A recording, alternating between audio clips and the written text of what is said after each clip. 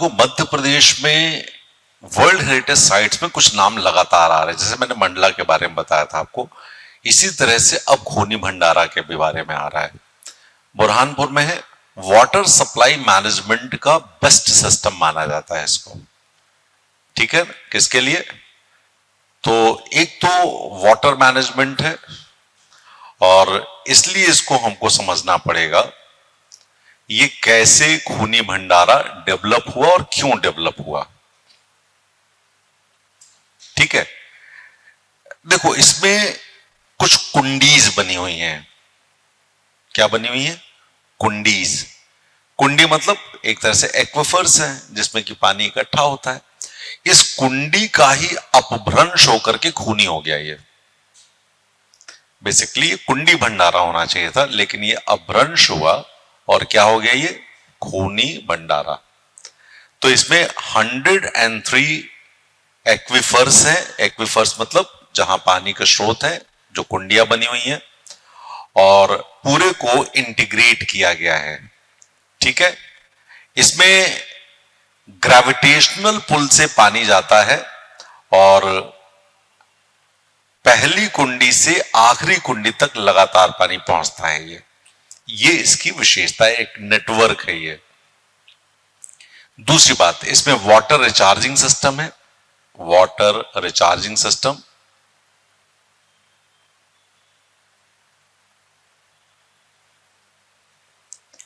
अब ये जो वाटर रिचार्जिंग सिस्टम ये जो है, ये कुंडियां हैं एक तरह से नहर की तरह जुड़ी हुई हैं, लेकिन इनको रिचार्ज करने के लिए जमीन के अंदर इसमें एक सिस्टम बनाया गया ताकि इसको रिचार्ज कर सके। तो दे आर इंटीग्रेटेड इन सब सॉइल लेवल। कहां पर जोड़ा गया है? सब सॉइल लेवल पर इनको रिचार्ज की व्यवस्था की गई है। जमीन के नीचे रिचार्जिंग की व्यवस्था की गई है। ठीक है, और इसी को जो अंडरग्राउंड है उसको कहते हैं हम लोग भंडारा। क्या बोलते हैं? भंडारा। तो एक हो गई कुंडी जो वो एक्विफर्स हैं, एक्विडक्ट्स हैं, और दूसरा अंदर से जो इंटीग्रेट किया गया जिसमें उसको रिचार्ज करने की व्यवस्था है, वो है भंडारा। तो इस तरह से ये बना कुंडी भंडारा, जो धीरे धीरे चेंज होकर के नाम हो गया खूनी भंडारा। ठीक है, ये याद रखिएगा कि 8 जगहों पर इस तरह के हैं, और इसमें से 6 चैनल्स अभी भी इंटैक्ट है हमारे पास। बुरहानपुर में 8 बने थे, उसमें से 6 चैनल्स अभी तक वैसे के वैसे फंक्शन कर रहे हैं।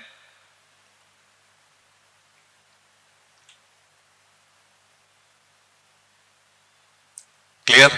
जो इसमें ग्राउंड वाटर आता है वो सतपुड़ा से आता है। कहां से आता है?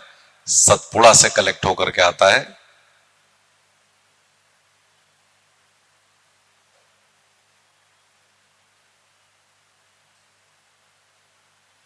और यही पूरा पाइपलाइन से पूरे शहर को सप्लाई होता है। यही खूनी भंडारा की स्थिति है। ठीक है, याद रखिएगा 300 सालों तक इसने वाटर सप्लाई किया। 1977 में ये कोलैप्स हुआ। 1977 ये कोलैप्स हुआ।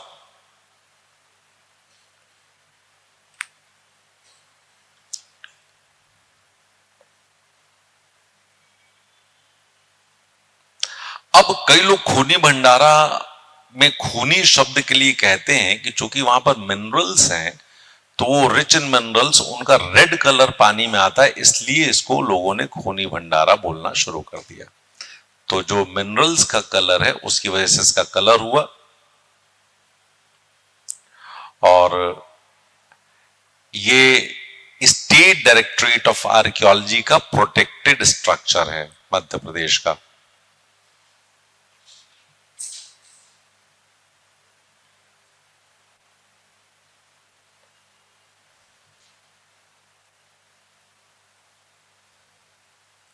थोड़ा सा इतिहास में चले अब इसके।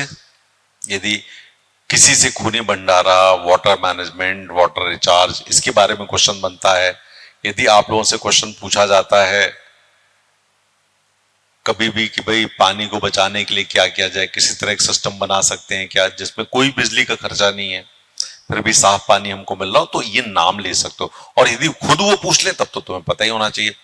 देखो, तुमसे दो स्थितियों में पूछेंगे। यदि तुमसे वाटर मैनेजमेंट के बारे में पूछे, क्योंकि बैंगलोर में पानी की बहुत किल्लत हो गई है, इंदौर भी जीरो की तरफ बढ़ रहा है, बहुत सारे शहर जीरो की तरफ बढ़ रहे हैं, तो हमारा क्वेश्चन कहां बन जाएगा कि ये खूनी भंडारा कहां से है, क्यों है, कैसे बना है। एक तो क्वेश्चन यदि इंटरव्यू के लिए, मेंस में ये आर्किटेक्चर वाले फॉर्म में आ जाएगा। अब शुरू करें इसके इतिहास के बारे में। आपको यदि याद होगा तो एक बैरम खां थे, ठीक है, और बैरम खां की वजह से ही अकबर बन पाए, शुरुआत तो यही है। और फिर ऐसा कहा जाता है कि बैरम खां की डेथ हो गई तो अब्दुल रहीम खान खाना, जिनको हम रहीम दास भी बोलते हैं, रहीम भी बोलते हैं, जिन्होंने कई सारे दोहे लिखे हैं, जैसा रहीमन धागा प्रेम का मत तोड़ो चटकाए, तोड़े से फिर ना जुड़े, जुड़े गांठ पड़ जाए, सुना होगा आप लोगों ने। रहीमन पानी राखिए बिन पानी सब सून, पानी गए न उबरे मोती मानस चून। कौन सा अलंकार हो जाता है? श्लेष अलंकार, है ना। तो ऐसे बहुत सारे आप लोगों ने सुने, ये वही रहीम दास हैं। तो बेसिकली यदि देखा जाए कि दक्षिण भारत में एक्सपेंशन के लिए जो बेस बनाया गया था वो बुरहानपुर को बनाया गया था। किसको बनाया गया था?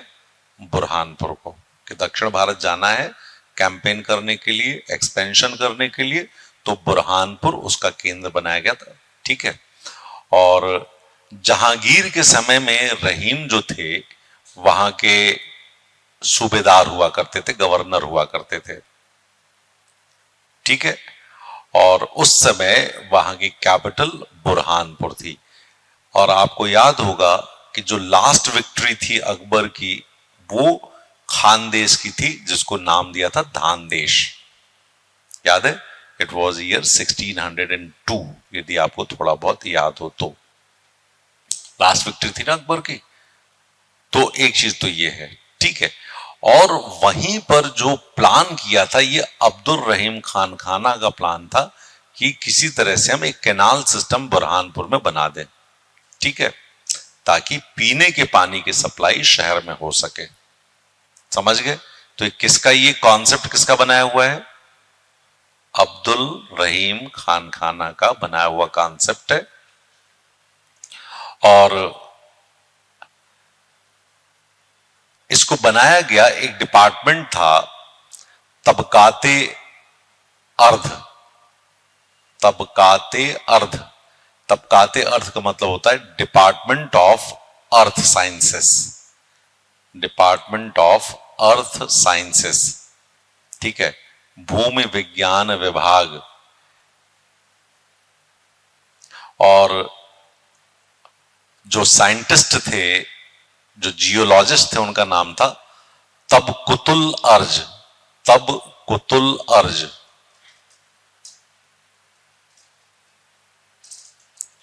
और उन्होंने जब इन्वेस्टिगेशन किया यहां पर, उसके बाद उन्होंने एक प्लान बनाया। और ये जो प्लान उन्होंने बनाया, ये कनात के आधार पर बनाया। किसके आधार पर? कनात, जो पर्शिया में चलता था 3000 वर्ष पहले से, उसको हम बोलते थे कनात या कारेज।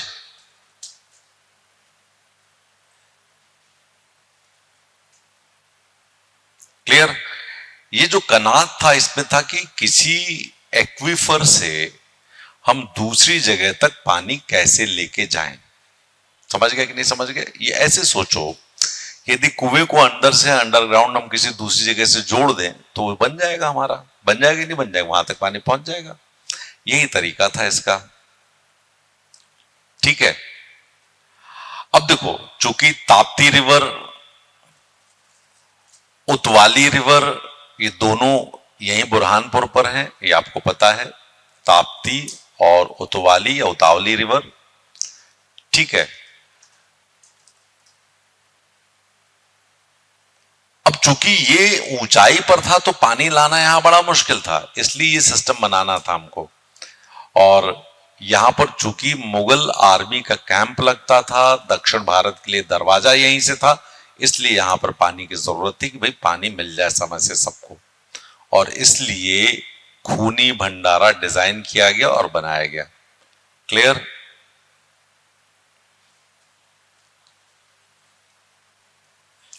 अब क्वेश्चन प्री का।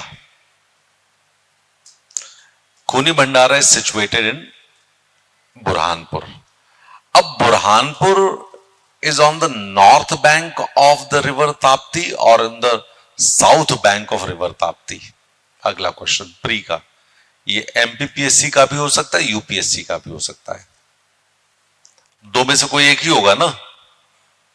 तो नॉर्थ बैंक है या साउथ बैंक है? अब देखो तुक्का ही मारोगे तुम, कंफर्म किसको पता है? तो लिख लो, north bank of river Tapti है ये। ठीक है, और इतिहास बताएं। 753 से 982 तक, 753 to 982, it was under the Rashtrakutas, ये राष्ट्रकूटों के अंडर में था। फ्रॉम 753 to 982,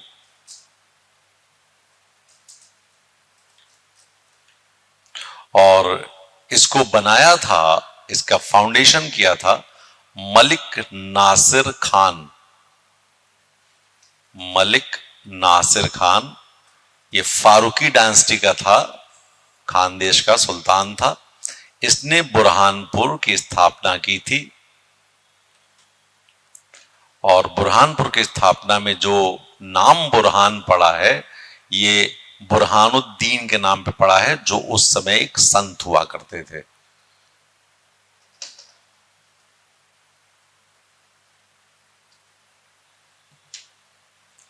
(1382) से 1601 तक ये खानदेश सल्तनत का कैपिटल था। ये पॉइंट्स इसलिए लिख लूं, कभी वहां पर जरूरत पड़ जाए। मुझे तो कई बार लगता है प्री में ही जरूरत पड़ सकती है तुमको। पढ़ सकती कि नहीं पढ़ सकती, छोटे छोटे से क्वेश्चंस हैं। ठीक है, और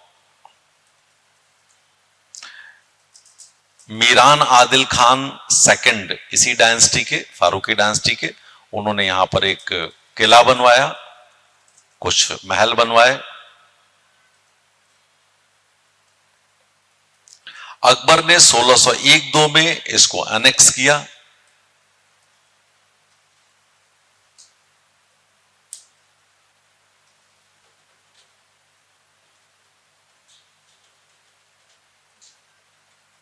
ठीक है, और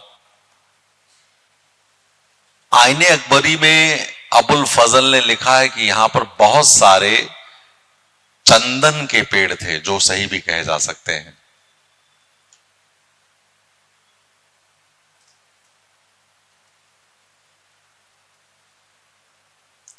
ठीक है, 1705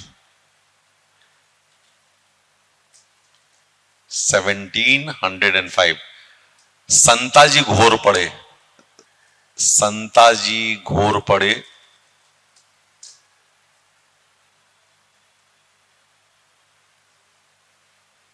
इन्होंने अटैक किया खानदेश पर, जिसकी वजह से यहां पर ज्यादा आर्मी को डिप्लॉय करना पड़ा।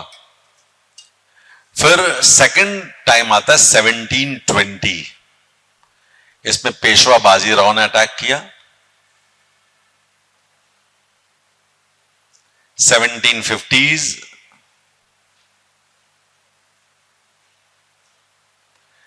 इस समय मराठाओं ने इस पे कब्जा कर लिया और निजाम ऑफ हैदराबाद को हराया था। अब देखो तीन कल्चर्स यहां पे दिख रहे हैं अपने को, मुगल्स का, मराठा का और निजाम का। इसलिए दक्षिण भारत का ही गेटवे कहा जाता है। ठीक है, और जब मराठा एम्पायर को इसमें दिया गया तो इसको होलकर्स को दिया गया, it was given to Holkars. फिर उसके बाद सिंधिया, और फिर सिंधिया ने इसे अंग्रेजों को दे दिया। ये बात है 1818 की, जब सिंधिया ने इसे अंग्रेजों को दे दिया। क्लियर? अब देखो इतिहास में क्या इतिहास कह रहा है। सल्तनत, मुगल्स, मराठा, मराठाओं में फिर होलकर्स, होलकर्स से सिंधिया, सिंधिया से अंग्रेज, और आज हमारे सामने ये कई बार हिस्ट्री इस तरह से भी हमको देखनी पड़ती है मध्य प्रदेश में, क्योंकि अभी देखो कहा गया ना हमारे मध्य प्रदेश की हिस्ट्री को थोड़ा सा माइक्रोस्कोपिक देखना पड़ रहा है, अभी देखना पड़ रहा है। तो ये आप थोड़ा सा देख लीजिएगा।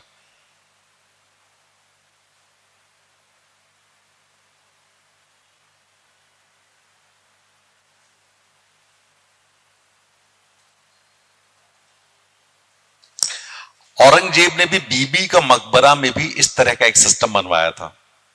बीबी का मकबरा, ठीक है, जिसको हटी हौद बोलते हैं। क्या बोलते हैं? हटी हौद, औरंगाबाद।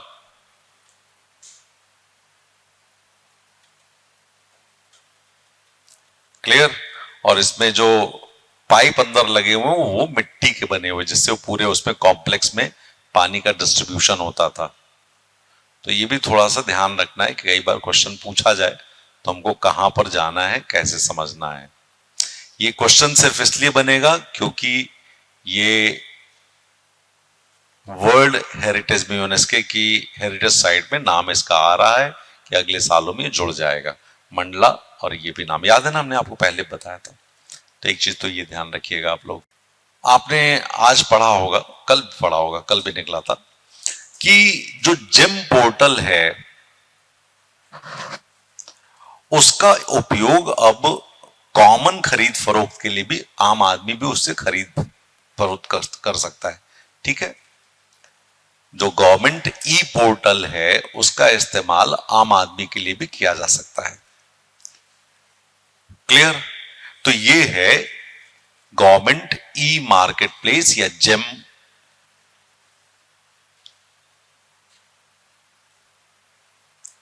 देखो सरकार ने ये किया था कि भाई जो कुछ भी खरीदना हो, बेचना हो, सरकार को वो यहीं से खरीद ले ताकि ट्रांसपेरेंसी बनी रहे। क्या बनी रहे? ट्रांसपेरेंसी बनी रहे। लेकिन एक परेशानी ये हुई कि इससे सिर्फ सरकारें खरीदारी करती थी, गवर्नमेंट एजेंसी खरीदारी करती थी, और जो प्राइवेट सेक्टर कंपनीज रही उन्होंने अपनी कार्टेलिंग बना दी। क्या बना दिया? कार्टेलिंग कर दी। कार्टेलिंग का मतलब मिल मिला करके उन्होंने कहा भाई ये चीज इतने से सस्ते में नहीं बेचनी है। इसका छोटा सा एग्जांपल मैं देता हूं, मेरी बात होती रहती थी कई बार कि जो चीज बाजार में 1.5 लाख रुपए की है वो जेम पोर्टल पर 4.5 लाख की दिखाई जा रही थी। स्कूलों में ये जो स्मार्ट बोर्ड लगे हुए ना, जो 1.5 लाख, 2 लाख, 2.5 लाख के मिलने चाहिए थे, वहां पे 4.5, 5 लाख, 6 लाख के बिक रहे थे, और उससे सस्ता कोई नहीं। एक चीज। दूसरी बात, जो स्पेसिफिकेशन गवर्नमेंट ने दिया तो उसमें कुछ ब्यूरोक्रेट्स ने बदमाशी की। उन्होंने वही स्पेसिफिकेशन, जैसे उनका जुगाड़ लग गया कंपनी ए से, कंपनी ए का बंदा इनके पास पहुंचा, बोला साहब हम आपको भी पैसा दे देंगे और आप हमारे वाले के जो स्पेसिफिकेशन है यही स्पेसिफिकेशन डाल दो कि आपको यही चाहिए। वो स्पेसिफिकेशन डाल दिए गए। भाई कोई भी एक छोटी सी चीज छूट सकती है, फ्रंट बटन के बजाय साइड बटन, फ्रंट बटन के बजाय ऊपर बटन, कुछ भी छोटा सा स्पेसिफिकेशन चेंज कर दो पूरा प्रोडक्ट चेंज हो जाता है। काम वही है उस प्रोडक्ट का। तो थोड़े थोड़े स्पेसिफिकेशन चेंज करके इस तरह से काम किया गया। तो इसमें अभी ये कहा गया कि कॉमन मैन भी जाकर के खरीदारी कर सकता है। अब बात समझ में आ गई हम क्या कहना चाह रहे हैं। यदि कॉमन मैन खरीदारी कर सकता है इसका मतलब अब इस पर ज्यादा महंगा आप नहीं बेच पाओगे। लेकिन अभी तक जो हुआ वो कैसे सुधरेगा। ठीक है, तो जेम पोर्टल की बात जो है वो चीज कहेगी। अब जेम पोर्टल लाया क्यों गया था, बनाया क्यों गया था? तो बनाया, देखो, तू डाल डाल मैं पात पात, ये बिजनेस वालों ने कर दिया था, कंपनी जितनी उन्होंने कर दिया था, और ब्यूरोक्रेट्स के साथ साथ गांठ हो गई। क्यों लाया गया था जेम पोर्टल, ये कल की खबर है, उसके आधार पर ये टॉपिक है आज का। इसको इसलिए लाया गया था, ट्रांसपेरेंसी हो, पारदर्शिता, ईज ऑफ बाइंग हो, खरीदने में सहूलियत हो, variety of goods and services are listed,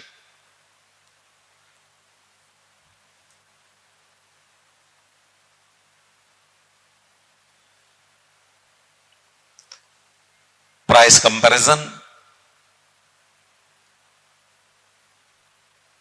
direct notification to sellers,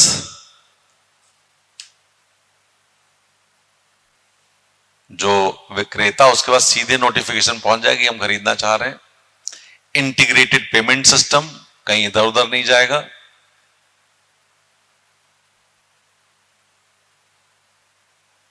अच्छा इंटरफेस कि तुरंत आप देख करके बता सकते हो कैसे करेंगे, जैसे आप व्हाट्सएप करते हो वैसे इंटरफेस है इसका, मोबाइल पे इंटरफेस बनता है ना, वैसे इसका इंटरफेस है।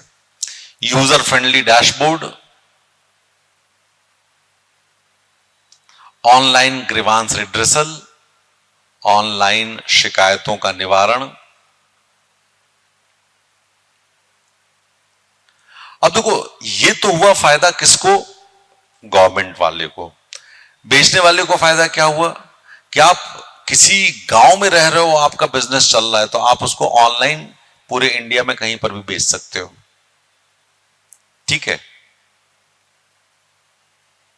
ठीक है, pan India access to sell the product.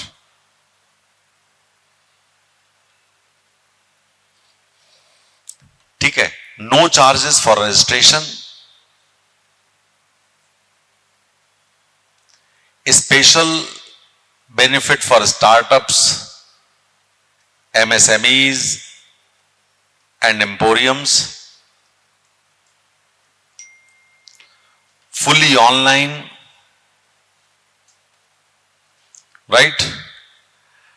और जितने भी सेलर फ्रेंडली है, डैशबोर्ड अच्छा है, इंटरफेस अच्छा है, वो सबके लिए अच्छा है, गवर्नमेंट के लिए अच्छा है तो हमारे लिए भी अच्छा है। तो ये चीजें, लेकिन याद रखना, इसमें जो चीजें हुई हैं वो हमने देखी हैं, मतलब हमने खूब देखी है। जो चीज 10 रुपए की बिकनी चाहिए वो जेम पर 100 रुपए की दिख रही है। समझ गए क्यों? क्योंकि जो ब्यूरोक्रेट्स हैं उन्होंने दम से इसका फायदा उठाया है। सरकारी स्कूलों में लगना है सिस्टम, 1 लाख की चीज 5 लाख की, 5 लाख का सैंक्शन हो गया, उस पर पैसा निकाला और जाकर के उनको दिया है साहब को। ये चला। ये जो घूसखोरी बढ़ी है, ये सब इसके फायदे उठा रहे हैं लोग, और इसलिए ये कहा जा रहा है कि कॉमन मैन यदि लेना शुरू कर देगा तो बेहतर होगा, इसमें जुड़ना शुरू कर देगा तो बेहतर होगा। लेकिन परेशानी कहां पर है? परेशानी ये है कि जब हम 4 लोगों से सामान ले रहे होते हैं तो जो स्पेसिफिकेशन देने वाली बात है उसमें कोई भी बाहर हो सकता है और कोई भी अंदर आ सकता है। हो सकता है कि नहीं? हमने इनका प्रोडक्ट देखा कि यही इनका जो प्रोडक्ट है, ये हमसे कहने लगे कि हम आपको 50% देंगे, इन्होंने कहा हम 60% देंगे, इन्होंने कहा हम तो 90% दे देंगे। हमने इनका स्पेसिफिकेशन उठा के दे दिया, जो 5 लाख की चीज थी वो 45 लाख लिख दी, हमको 45 लाख मिले, इन्होंने हमको 45 लाख का 90% दिया। सरकार के गए ना 45 लाख, हमारा क्या गया? हमारा तो सिग्नेचर गया, इनको फायदा है क्योंकि जो 5 लाख का 45 लाख में भेजा है इन्होंने, उसकी कीमत तो इनको 4 लाख की थी, बाजार में तो 4 लाख का बेच देंगे। ये गलतियां हुई हैं जीईएम में, ये अब आने वाले समय में ये भी सुधरेंगी। ठीक है, ये भी आप ध्यान रखिएगा।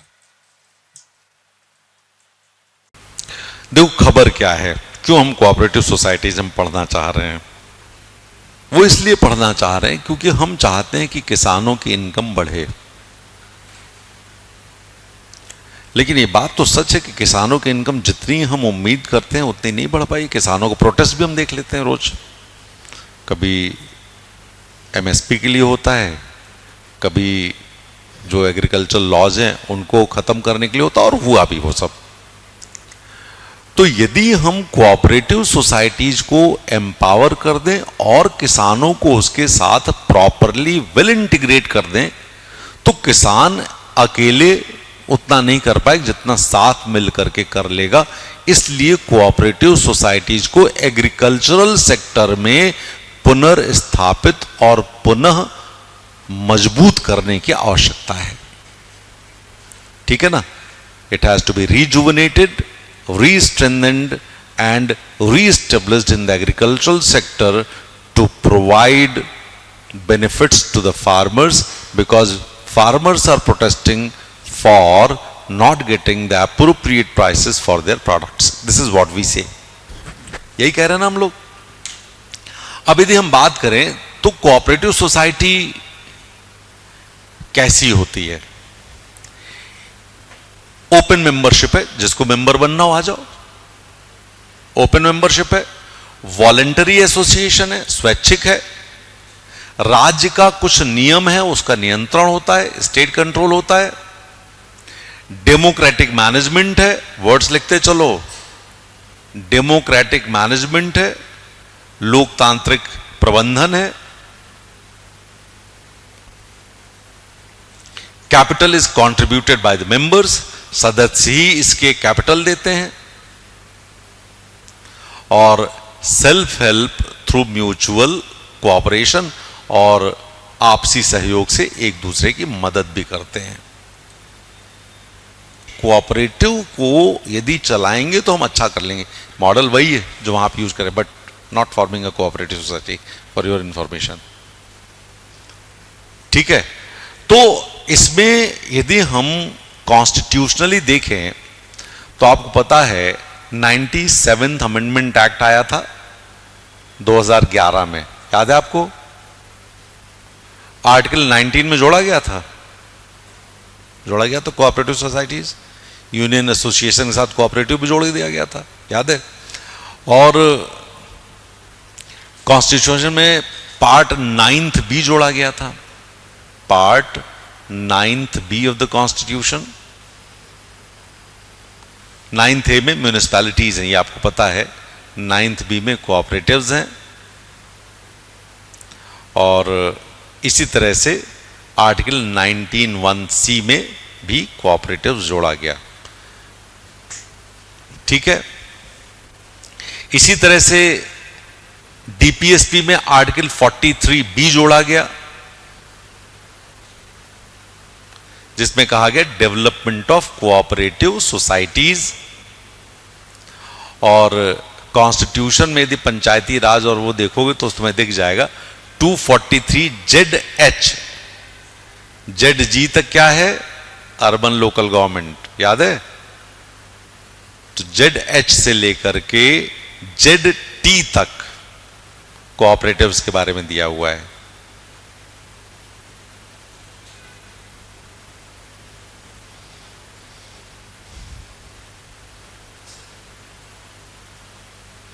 ठीक है?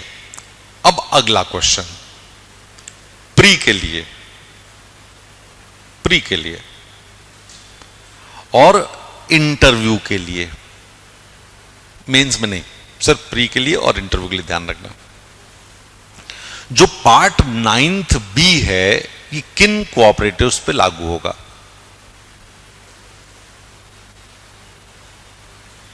क्या स्टेट कोऑपरेटिव्स पे लागू होगा?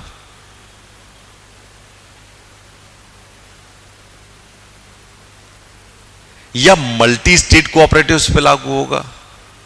या दोनों पे लागू होगा?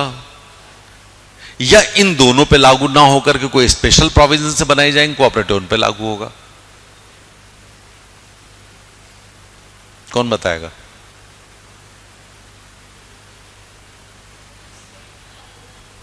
स्टेट पे लागू होगा, पढ़ लिया है तुमने अब अखबार में।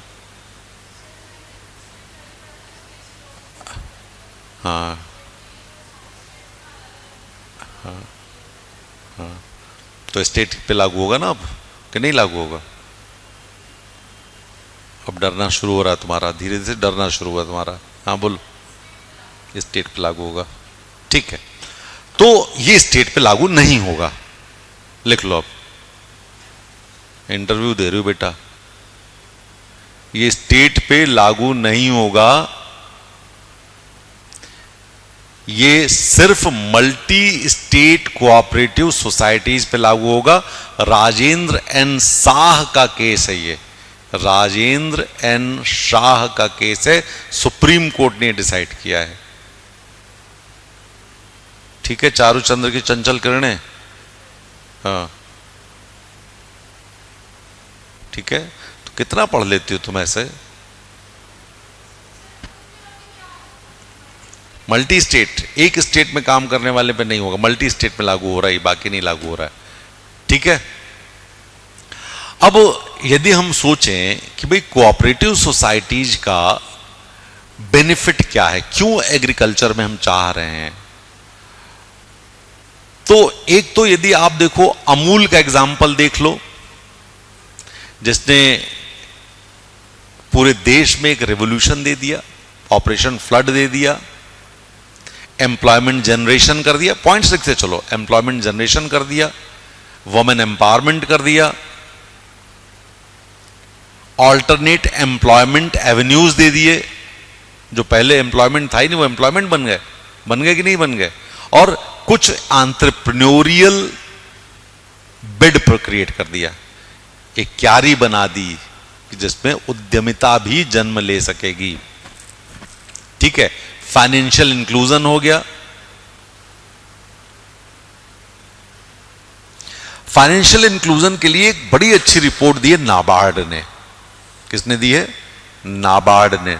नाबार्ड का फुल फॉर्म तो नहीं बताना ना, मुझे पता ही होगा। नाबार्ड ने एक रिपोर्ट दी है, उसने कहा है कि 2019-20 में, फाइनेंशियल ईयर 2019-2020 में 148,625 करोड़ का लोन दिया है कोऑपरेटिव बैंक्स ने, और नाबार्ड यदि ये दे रहा है इसका मतलब एग्रीकल्चरल के लिए जा रहा है, ठीक है। इसी तरह से एक बहुत बढ़िया एग्जांपल है हमारे पास कोऑपरेटिव सोसाइटी से वुमेन एम्पावरमेंट का, लिज्जत पापड़। लिज्जत पापड़ है एग्जाम्पल, श्री महिला गृह उद्योग, ठीक है। इसके अलावा चूंकि कोऑपरेटिव डेमोक्रेटिक वैल्यूज पे चलती है, तो डेमोक्रेटिक वैल्यूज गांव-गांव तक पहुंचती हैं, कॉम्पिटिटिवनेस मिलती है, क्वालिटेटिव इंप्रूवमेंट होते हैं।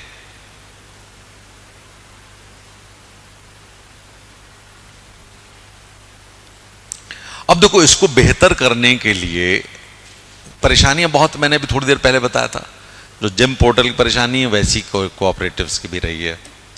बहुत सारे लोग ऐसे जिन्होंने कोऑपरेटिव से सिर्फ पैसा बनाया है, सिर्फ पैसा बनाया है। बहुत तरह के हैं पैसे बनाने के तरीके। तो एक तो मल्टी कोऑपरेटिव सोसाइटीज, जो multi state cooperative societies act बनाया गया, वो 2002 में बनाया गया, उसको अमेंड किया गया 2023 में ठीक करने के लिए। Multi state cooperative societies act 2002, ministry of cooperative बनाया गया,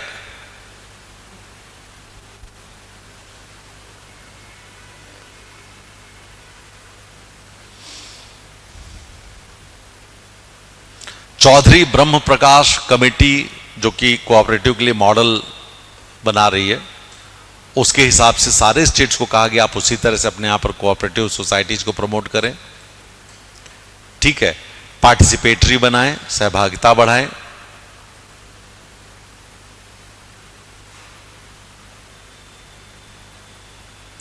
कैपिटल मार्केट में इसकी एक्सेसिबिलिटी बनाएं,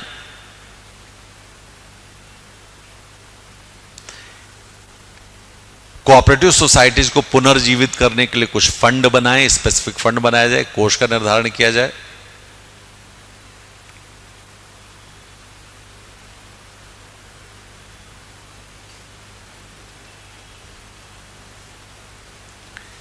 ठीक है, ये कुछ चीजें ऐसी हैं जो कोऑपरेटिव सोसाइटीज में हम लोग करनी, क्योंकि परेशानी ये है कि अभी रजिस्ट्रार का रेगुलेशन ठीक नहीं है,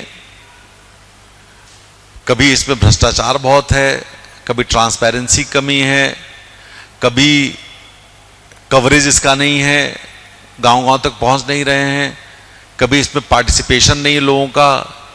और ये खास तौर से जिन्होंने गंदगी फैलाई है वो लोग हैं जिन्होंने लैंड पर कोऑपरेटिव सोसाइटीज बनाई हैं। पैसा लेकर के भी उन्होंने लोगों को प्लॉट नहीं दिए घर बनाने के लिए। ऐसी बहुत सारी कोऑपरेटिव सोसाइटीज में जानता हूं। ठीक है, तो ये कुछ परेशानियां हैं जिसको हम आपसे डिस्कस करना चाह रहे थे। ठीक है,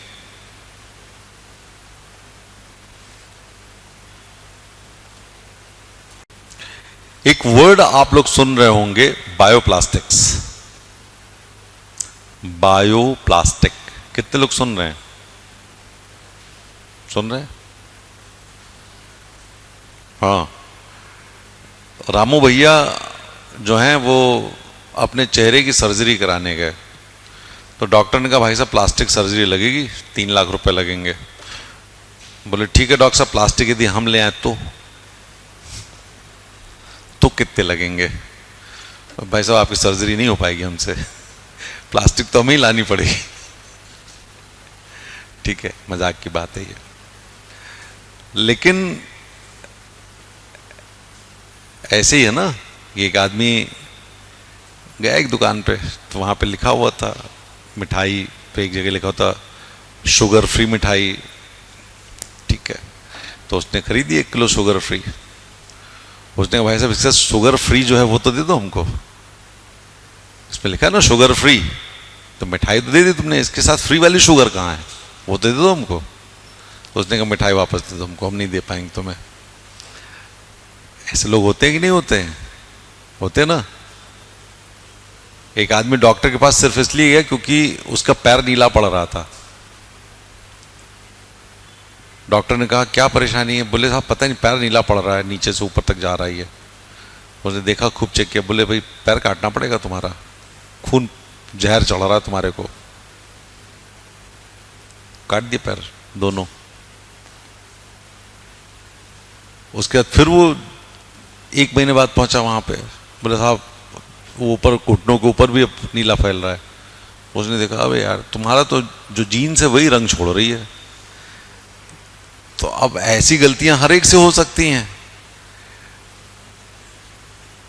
तो तुम जो बायोप्लास्टिक की बात कर रहे हो वो हम इसलिए बायोप्लास्टिक की बात कर रहे हैं क्योंकि बायोप्लास्टिक का डिकम्पोजिशन और डिग्रेडेशन नहीं हो रहा है। 1000 साल लगते हैं डिकम्पोजिशन होने में। 1000 साल में हम कैसे क्या कर लेंगे हम इसका, ये बताओ जरा। नहीं कर पाएंगे ना। और जो प्लास्टिक है इसका ओरिजिनल सोर्स कहां से बनता है? ये पेट्रोलियम है। ये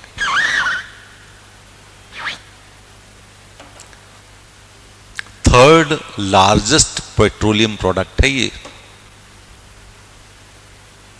समझ गए? वो जो तुम लोग क्या बोलते हैं उसको, होठों को चिकना करने के लिए लगाते हो ना, वो भी पेट्रोलियम जेली होती है। ठीक है, ये सब पेट्रोलियम खा खा करके तुम लोगों का दिमाग जो उड़ा रहता है। ठीक, तो हुआ क्या कि चूंकि इतना सारा हो रहा है और 200 मिलियन टन्स प्लास्टिक पूरे पृथ्वी पर चल रही है हर साल। 200 मिलियन टन्स बहुत होता है। तो हम लोगों ने एक रूल बनाया जिसका नाम है प्लास्टिक वेस्ट मैनेजमेंट रूल्स 2024। क्या है? Plastic waste management rules 2024। और इसमें यह कहा गया कि भैया देखो प्लास्टिक ना बनाओ हम तुमको कुछ इंसेंटिव देते हैं यदि तुम बायोप्लास्टिक बना लो। जो काम प्लास्टिक कर सकता है वो काम बायोप्लास्टिक भी कर सकता है, लेकिन बायोप्लास्टिक विशेषता क्या है? डिकम्पोज हो जाएगा। समझ गए कि नहीं समझ गए? है कि नहीं? ऐसे समझ लो, तुमको एक कागज के कप में आइसक्रीम दी जाए तो कागज के कप से आइसक्रीम खाओगे, कागज ऐसे फेंक दोगे। लेकिन जब तुमको कोन में दिया जाता है, कोन खा जाते हो कि नहीं खा जाते हो? ऐसे कितने लोग जो कोन फेंक देते हैं? कोई है तुम में से कि कौन कौन खाएगा? हम तुमको बताते हैं, हमने अपनी जिंदगी में वो वाला आइसक्रीम खाई थी जो डंडी में चिपकी रहती है, ठीक है। और फिर उसके बाद शहर आए तो हमने वो खाया, कुल्फी। फिर एक दिन किसी ने हमको आइसक्रीम खिला दी जो कागज में होती थी, ठीक है, हमने वो भी खा ली, फेंक दिया उसको। फिर उसके बाद एक दिन हमको किसी ने कोन में दे दिया, हम कोन से ऊपर ऊपर खाते का अंदर घुसता चला गया कोन में, वो ऊपर ऊपर खा गया, हम देख रहे हैं अंदर फंसा हुआ है वो, बड़ा बुरा लग रहा है। इतना मतलब इतने कोन में इतना नीचे इतना फंसा हुआ था वो। ऐसे थोड़ी देर तक हम इंतजार करते रहा, बेटा घुल के आएगा, तो ऐसा तो नहीं घुल के नहीं आएगा, आया वो खा गया, फिर कोन फेंक दिया मैंने। तो हमारे साथ जो थे वो कहने लगे ये क्या किया? हमने क्यों क्या किया? बोले कोन क्यों नहीं खाया? मैंने कोन कौन खाएगा? प्लास्टिक का कोन। उन्होंने प्लास्टिक नहीं, इसको खाया जाता है। तो हमको पहली बार समझ में, अच्छा कोन खाया जाता है। तो गांव वाला आदमी हो ना, अंदाज है नहीं अपने को, था नहीं उस समय तक। फिर इसी तरह से वो सूप पीते समय एक वो स्टिक्स आती हैं ब्रेड वाली, हमने कहा डंडियां कहा खा रहे लोग यार इसके साथ। तो पता लगा वो ब्रेड स्टिक्स हैं यार, वो भी ठीक है। वहां तक तो ठीक है। जो वेजिटेरियन हैं वो लोग एक और चीज मंगाते हैं, वेज लॉलीपॉप। वेज लॉलीपॉप में वही लकड़ी ठूसी रहती है, तो लोगों को ये फील के लिए कि हड्डी है, चिकन लॉलीपॉप की तरह से वेज लॉलीपॉप बनता है। तो हम सोचते थे ये क्यों खाए, ये तो लकड़ी लगी इसमें, बचपन में आदत तो लकड़ी वाली थी वो। तो फिर पता लगा धीरे धीरे, तो अब देखो वो जो लकड़ी थी वो बच गई कि नहीं बच गई? पेड़ बच गए कि नहीं बच गए? उस कोन से चाय बयान लेके कब खा जाते हैं, बहुत बढ़िया है। बोलाराम पे मिलती, बहुत बढ़िया है। देखो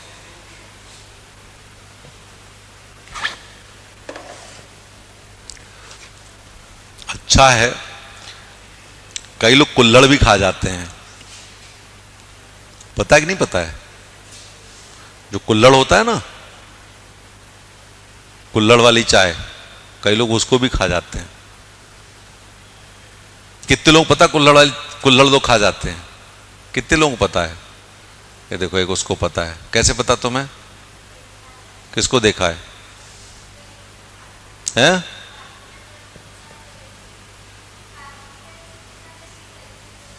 हम दो तीन चीजें बताते क्या क्या खाते हैं। कुल्हड़ खाते हैं, ठीक है, चौक खाते हैं, खड़िया खाते हैं, ठीक है, और वो दर्जी वाली चौक खाते हैं।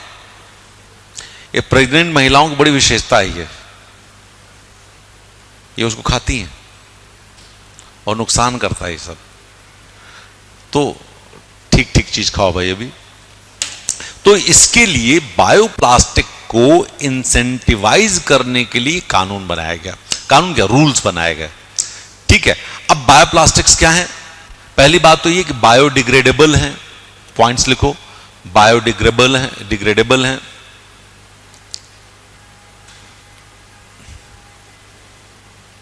कहां कहां यूज हो रहे हैं? एग्रीकल्चर में, टेक्सटाइल में, इंडस्ट्री में, मेडिसिन में। आपने सुना होगा कि डॉक्टर कहता है कि हमने टांका लगा दिया है, अपने आप घुल जाएगा। ये वही है, डिग्रेड होकर के अपने आप अपना काम कर दिया उसने, ठीक है, पैकेजिंग मटेरियल में। तो ये ध्यान रखिएगा। तो कई बार कुछ वेजिटेबल्स को फर्मेंट करके मटेरियल बनाते हैं जिससे हम बायोप्लास्टिक्स बनाते हैं। बायोप्लास्टिक्स के लिए आप 4 सीरीज याद रखिएगा। सबसे पहले प्लांट बेस्ड मटेरियल होता है उसमें। दूसरा, उसको डिसॉल्व करते हैं। डिसॉल्व करने के लिए लैक्टिक एसिड हो सकता है, एथेनॉल हो सकता है, या कोई भी और सॉल्वेंट हो सकता है।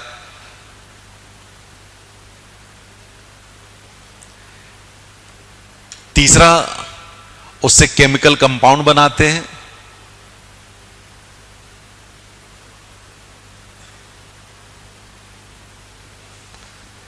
उसके बाद फिर उसकी फोमिंग प्रोसेस करते हैं।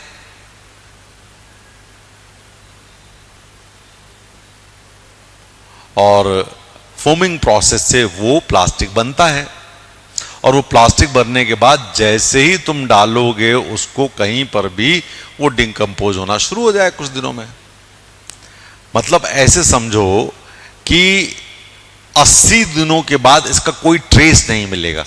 80 डेज के बाद ट्रेस नहीं मिलेगा इसका। और डिकम्पोजेशन के जरूरी क्या क्या चीजें हैं? ऑक्सीजन हो, हीट हो, सनलाइट हो, अल्ट्रावायलेट लाइट हो, तो इससे हो जाएगा। अब इसके फायदे क्या होंगे? तुमसे पूछा जा सकता है फुटप्रिंट, ये बायोप्लास्टिक से फायदा क्या होगा? एक तो कार्बन फुटप्रिंट कम होगा, बनाने में एनर्जी सेविंग होगी क्योंकि इसमें एनर्जी ज्यादा नहीं लगनी है।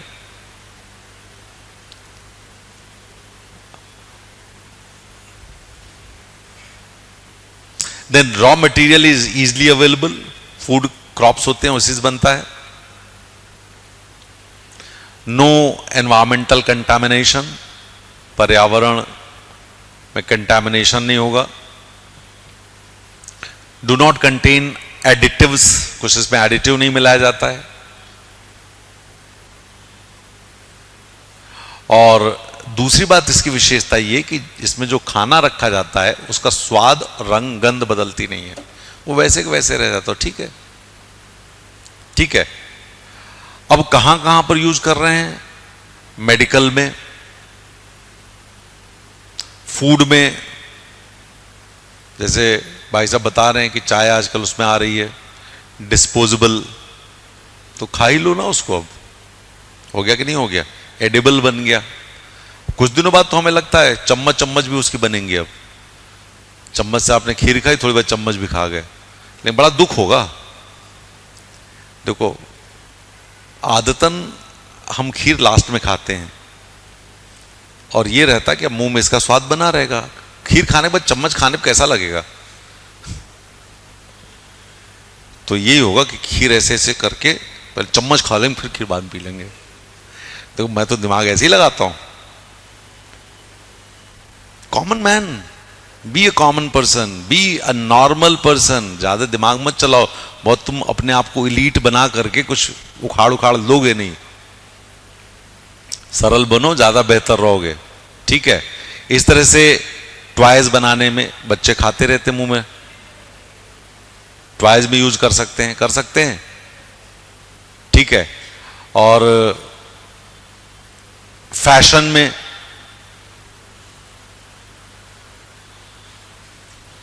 बैग्स में, देखो हम फैशन में थोड़ा सा कम ही सोच रहे हैं, लेकिन ठीक है, ठीक है। तो इसमें जो रूल्स बनाए गए उसमें यह कहा गया है कि भाई हम बायोडिग्रेडेबल प्लास्टिक्स को प्रमोट करें, पहला। ठीक है।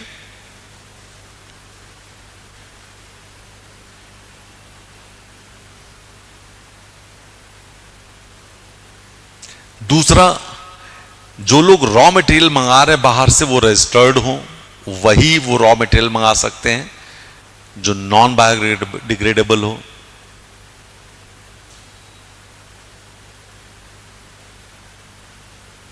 और तीसरा, लेबलिंग हो।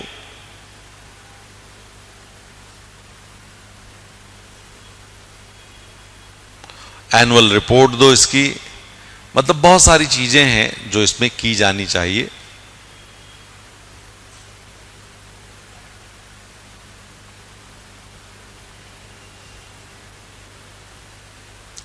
क्लियर?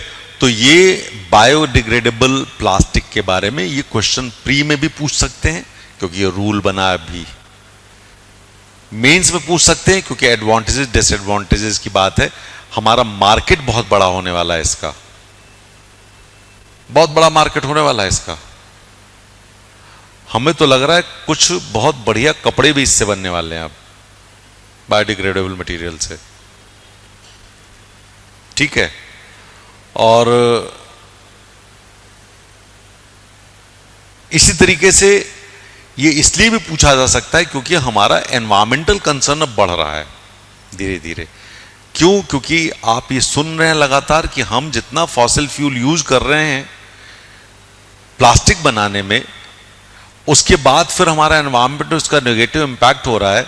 और हम लगातार अपने देश में कह रहे हैं, पूरे वर्ल्ड में कह रहे हैं कि ग्लोबल टेम्परेचर राइज हो रहा है, ग्लोबल वार्मिंग हो रही है। ठीक है, आपको ये भी पता है, आप ये भी पढ़ रहे हैं कि आर्कटिक एंटार्कटिक दोनों में परेशानी हो रही है, दोनों में लगातार जो आइसबर्ग हैं वो श्रिंक कर रहे हैं, ग्लेशियर श्रिंक कर रहे हैं, पानी बढ़ रहा है, आगे चल के क्या होगा पता नहीं। ठीक है, तो इन सब चीजों के लिए भी इन टॉपिक्स पे हम ध्यान रखेंगे।